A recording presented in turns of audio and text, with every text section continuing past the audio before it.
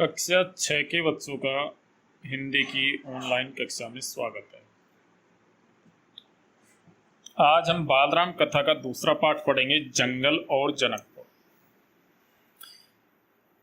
इससे पहले हम अवधपुरी में राम वाला पाठ पढ़ चुके हैं और उसको हमने 2 पाठ में पढ़ा है। तो जंगल और जनकपुर पाठ को पढ़ने से पहले हम इससे पहले क्या हुआ था ये हम जान लेते हैं। मैं आपको सारांश में बता देता हूँ कि अयोध्या का राजा दशरथ, जिसकी 3 रानियां थी, कौशल्या, सुमित्रा और कैकेयी, और जब राजा दशरथ ने मुनि वशिष्ठ के सलाह के अनुसार पुत्रेष्टि यज्ञ किया, तो पुत्रेष्टि यज्ञ करने के बाद उन 3 रानियों में से कौशल्या ने राम को जन्म दिया, सुमित्रा ने लक्ष्मण और शत्रुघ्न को जन्म दिया और कैकेयी ने भरत को जन्म दिया। यानी राजा दशरथ के 4 पुत्र हुए, राम, लक्ष्मण, भरत और शत्रुघ्न। धीरे धीरे चारों उनके बेटे बड़े होते गए और वो विवाह के योग्य हो गए। तो विवाह के योग्य हो गए तो उनकी चर्चा चलने लगी, विवाह की चर्चाएं चलने लगी। और एक दिन इसी तरह विवाह की चर्चा चल रही थी, उसी समय राजा दशरथ के दरबार पर महर्षि विश्वामित्र आ गए। तो महर्षि विश्वामित्र जब अंदर आए तो राजा दशरथ ने महर्षि विश्वामित्र से पूछा कि महर्षि, आप किस हेतु पधारे, यानी आपको क्या चाहिए, आप क्या आशा लेकर आए मेरे पास। तो महर्षि विश्वामित्र ने कहा कि मैं एक यज्ञ कर रहा हूँ, एक सिद्धि प्राप्त करने के लिए यज्ञ कर रहा हूँ, जिसमें 2 राक्षस बाधा डाल रहे हैं और उन 2 राक्षसों को सिर्फ एक ही व्यक्ति मार सकता है, वो राम है।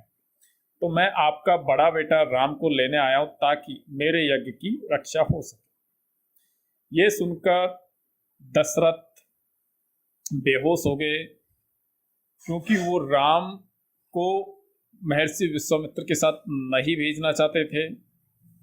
वो राम से बहुत प्रेम करते थे, उनको डर था कहीं कुछ अनहोनी न हो जाए। तो जब राजा दशरथ ने महर्षि विश्वामित्र से स्पष्ट रूप से मना कर दिया कि आप राम को छोड़कर जो चाहे मांग ले, तो इतने में ही मुनि वशिष्ठ, जो राजा दशरथ के कुल गुरु थे, वो बीच में आए और उन्होंने राजा दशरथ को समझाया कि महर्षि विश्वामित्र कुछ सोच समझकर यहाँ आए हैं और अगर आप उन्हें राम को उनके साथ भेजेंगे तो उनके रहते राम का कोई कुछ नहीं बिगाड़ सकता, और उनके साथ अगर राम जाएंगे तो उनको बहुत सारा फायदा होगा, क्योंकि महर्षि विश्वामित्र कई गुप्त विद्याओं के जानकार है और राम को महर्षि विश्वामित्र से बहुत कुछ सीखने को मिला। तो ये सब कुछ कहने की जब मुनि वशिष्ठ ने राजा दशरथ से ये बातें कही तो राजा दशरथ को थोड़ा विश्वास हुआ अपने आप पे, और उन्होंने एक शर्त रखी कि मैं राम को अकेले नहीं भेजना चाहता हूँ, मैं राम के साथ लक्ष्मण को भी भेजना चाहता हूँ। तो महर्षि विश्वामित्र ने इस बात को स्वीकार कर लिया। तो राम और लक्ष्मण दोनों को महर्षि विश्वामित्र के साथ पूरे विधि विधान के साथ में राजा दशरथ ने विदा कर दिया। अब महर्षि विश्वामित्र के पीछे पीछे राम और लक्ष्मण चल रहे हैं और वो महर्षि विश्वामित्र की आश्रम सिद्धाश्रम की तरफ जा रहे हैं। अब रास्ते में क्या होता है देखते हैं, आगे बढ़ते हैं। राजमहल से निकलकर महर्षि विश्वामित्र सरयू नदी की ओर बढ़े। दोनों राजकुमार साथ थे उन्हें नदी पार करनी। यानी जो ही राजकुमार राजमहल से निकले, महर्षि विश्वामित्र तो अयोध्या के किनारे पर सरयू नदी है, तो सरयू नदी की ओर बढ़े।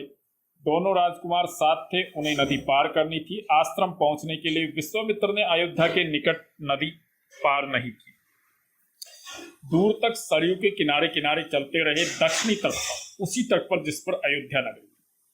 यानी विश्वामित्र ने सरयू नदी को पार वहां नहीं की, वो उस सरयू नदी के तट पर चलते रहे और उसके दक्षिणी तट पर चलते रहे।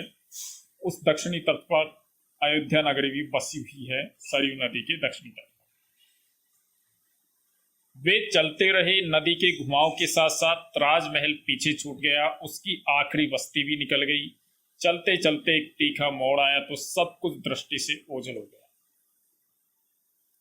यानी वो सरयू नदी के दक्षिणी तट पर चलते रहे और काफी दूर जाने पर अयोध्या, जो राजा दशरथ का राजमहल था, वो भी पीछे छूट गया और अयोध्या का जो आखिरी घर था, आखिरी बस्ती थी, आखिरी गांव था, वो भी निकल गया, वो भी निकल गई, आखिरी बस्ती भी निकल गई।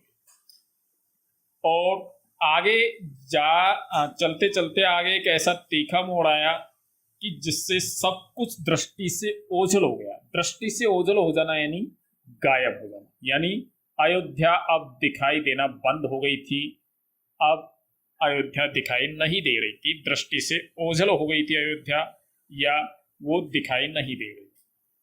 राम और लक्ष्मण ने एक बार भी पीछे मुड़कर नहीं देखा, उनकी नजर सामने थी, महर्षि विश्वामित्र के सधे कदमों की ओर। सूरज की चमक धीमी पड़ने लगी, शाम होने को आई। राजकुमारों के चेहरों पर थकान का कोई चिन्ह नहीं था, उत्साह था। वे दिन भर पैदल चले थे और चलने को तैयार थे।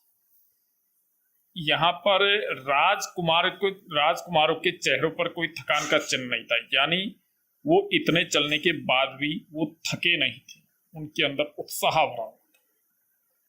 तो यहाँ पर राजकुमारों शब्द किसके लिए प्रयुक्त हुआ है? राम और लक्ष्मण के। अब आगे देखते हैं। महर्षि अचानक रुके, उन्होंने आसमान पर दृष्टि डाली। चिड़ियों के झुंड अपने अपने बसेरे की ओर लौट रहे थे। चिड़ियों के झुंड अपने बसेरे की ओर लौट रहे थे। आसमान मटमैला लाल हो गया था। चरवाहे लौट रहे थे, गायों के पैर से उठती धूल में आधे छिपे हुए। यानी महर्षि विश्वामित्र ने जब आसमान की ओर देखा और उसका रंग देखा और उन्होंने देखा कि चरवाहे यानी पशुओं को चराने वाले जो ग्वाल बाल है वो लौट रहे थे और गायों के पैर से उठती धूल में आड़े छिपे हुए। तो ये सब जो संकेत है ये शाम होने के संकेत हैं। पक्षी बसेरे की ओर लौट रहे थे। पक्षी जब शाम हो जाती है तो अपने अपने घोंसलों की तरफ लौटते हैं। तो ये सारे प्रकृति के लक्षण देखकर विश्वामित्र ने ये अनुमान लगा लिया कि अब पूरी तरह शाम ढल चुकी है। तो आगे देखते हैं क्या होता है। हम आज रात नदी तट पर ही विश्राम करेंगे, महर्षि ने पीछे मुड़ते हुए कहा। दोनों राजकुमारों के चेहरे के भाव देखते हुए विश्वामित्र हल्का सा मुस्कुराए। राम के निकट आते उन्होंने कहा, मैं तुम दोनों को कुछ विद्याएं सिखाना चाहता हूँ। इन्हें सीखने के बाद कोई तुम पर प्रहार नहीं कर सकेगा, उस समय भी नहीं जब तुम नींद में रहो। यानी सोने से पहले महर्षि विश्वामित्र राम और लक्ष्मण को कुछ विद्याएं सिखाना चाहते हैं। आगे देखते हैं। राम और लक्ष्मण नदी में मुंह हाथ धोकर लौटे, महर्षि के निकट आकर बैठे। विश्वामित्र ने दोनों भाइयों को बला अति बला नाम की विद्याएं सिखाई। बला और अति बला नाम की विद्याएं सिखाई, यानी ये विद्याएं सीखने के बाद रात में सोते समय भी कोई उन पर हमला नहीं कर सकता था। रात में वे लोग वहीं सोए, तिनकों और पत्तों का बिस्तर बनाकर। नींद आने तक महर्षि उनसे बात करते रहे। सुबह हुई, यात्रा फिर शुरू हुई। मार्ग वही था, सरयू नदी के किनारे। आगे देख।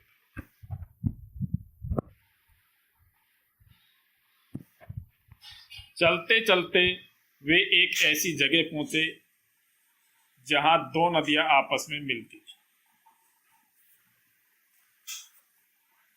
उस संगम की दूसरी नदी गंगा थी। महर्षि अब भी आगे चल रहे थे, लेकिन एक अंतर आ गया था। राम लक्ष्मण अब दूरी बनाकर नहीं चलते थे, महर्षि के ठीक पीछे थे, ताकि उनकी बातें ध्यान से सुन सके। रास्ते में पड़ने वाले आश्रमों के बारे में, वहां के लोगों के बारे में, वृक्षों वनस्पतियों के संबंध में स्थानीय इतिहास उसमें शामिल होता था। यानी राम और लक्ष्मण अब महर्षि विश्वामित्र से थोड़ा दूर नहीं चल रहे थे, वो नजदीक चल रहे थे। महर्षि विश्वामित्र रास्ते में पड़ने वाले सभी आश्रमों, ऋषि मुनियों के आश्रमों के बारे में बता रहे थे, वृक्षों वनस्पतियों के बारे में बता रहे थे, और उस जगह का कोई इतिहास था, उस इतिहास के बारे में भी बता रहे थे। आगे की यात्रा कठिन थी, जंगलों से होकर। उससे पहले उन्हें नदी पार करनी थी। रात में ऐसा करना महर्षि विश्वामित्र को उचित नहीं लगा। तीनों लोग वहीं रुक गए, संगम पर बने एक आश्रम में। अगली सुबह उन्होंने नाव से गंगा पार की। संगम पर बने एक आश्रम, संगम यानी जहां पर दो नदियां आपस में मिलती हैं। तो यहाँ पर सरयू और गंगा दोनों नदियों के संगम पर एक बने आश्रम में तीनों लोग कौन? राम, लक्ष्मण और महर्षि विश्वामित्र, वो वहीं रुक गए। सुबह होते ही अगली सुबह उन्होंने नाव से गंगा पार की। अब देखिए यहाँ पर वो सरयू नदी गंगा में मिल गई, तो अब यहाँ पर वो गंगा पार करते हैं। अब आगे देखते हैं। नदी पार जंगल था, घना, दुर्गम, सूरज की किरणें धरती तक नहीं पहुंचती थी, इतना घना, वह डरावना भी था। हर ओर से झिंगुरों की आवाज, जानवरों की दहाड़, कर्कश ध्वनियां। राम और लक्ष्मण को आश्वस्त करते हुए महर्षि ने कहा, आश्वस्त यानी सचेत करते हुए। तो जब वो गंगा नदी को पार कर ली उन्होंने, तो वहां पर क्या है कि बहुत घना और दुर्गम जंगल था, और इतना घना जंगल था, इतने ज्यादा पेड़ पौधे थे कि सूरज की किरणें धरती तक नहीं पहुंचती थी, और वो डरावना भी था। बहुत तरह के जानवरों की आवाज आ रही थी, कर्कश ध्वनियां। तो राम और लक्ष्मण को आश्वस्त करते हुए महर्षि ने कहा, यानी उनको सचेत करते हुए कहा कि ये जानवर और वनस्पतियां जंगल की शोभा है, इनसे कोई डर नहीं। यानी ये जो जानवर है, इनसे हमें डरने की आवश्यकता नहीं है, क्योंकि ये तो जंगल की शोभा है। असली खतरा राक्षसी ताड़का से, वह यही रहती है, तुम्हें वह खतरा हमेशा के लिए मिटा देना। यानी यहाँ पर एक राक्षसी ताड़का रहती है, और वो बहुत ही खतरनाक है, और उसको आपको हमेशा के लिए मिटा देना है, यानी मार देना है। ताड़का के डर से कोई उस वन में नहीं आता था, जो भी आता ताड़का उसे मार डालता, अचानक आक्रमण कर देती। उसका डर इतना था कि उस सुंदर वन का नाम ताड़का वन पड़ गया। यानी जो ताड़का राक्षसी थी, वो अचानक हमला कर देती थी, और जो भी कोई इंसान उस जंगल में आता उसे उस पर आक्रमण कर देती और उसे मार डालती थी। राम ने महर्षि की आज्ञा मान ली। राम ने महर्षि की क्या आज्ञा मान ली? महर्षि ने उनको आज्ञा दी थी कि ताड़का नाम की राक्षसी को हमेशा के लिए मिटा देना। धनुष पर प्रत्यंचा चढ़ाई, यानी धनुष पर डोरी चढ़ाई, और उसे एक बार खींचकर छोड़ा। इतना ताड़का को क्रोधित करने के लिए बहुत था। टंकार सुनते ही क्रोध से बिलबिलाई ताड़का गरजती हुई राम की ओर दौड़ी। दो बालकों को देखकर उसका क्रोध और भड़क गया। जंगल में जैसे तूफान आ गया। विशाल का पेड़ कांप उठे, पत्ते टूटकर इधर उधर उड़ने लगे, धूल का घना बादल छा गया, उसमें कुछ दिखाई नहीं पड़ता था। फिर ताड़का ने पत्थर बरसाने शुरू कर दिए। राम ने उस पर बाण चलाए, लक्ष्मण ने भी निशाना साधा। ताड़का बाणों से घिर गई। राम का एक बाण उसके हृदय में लगा, वह गिर पड़ी, फिर नहीं। यानी राम का एक बाण उसके हृदय में लगा और वो वहीं गिर पड़ी, यानी वो मर गई। विश्वामित्र बहुत प्रसन्न हुए। उन्होंने राम को गले लगाया।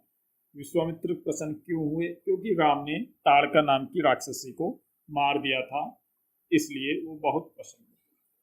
उन्होंने दोनों राजकुमारों को 100 तरह के नए अस्त्र शस्त्र दिए, उनका प्रयोग करने की विधि बताई, उनका महत्व समझाया। यानी विश्वामित्र ने दोनों राजकुमार यानी राम और लक्ष्मण को 100 तरह के नए अस्त्र शस्त्र चलाने की विधि बताई और उनका महत्व समझाया।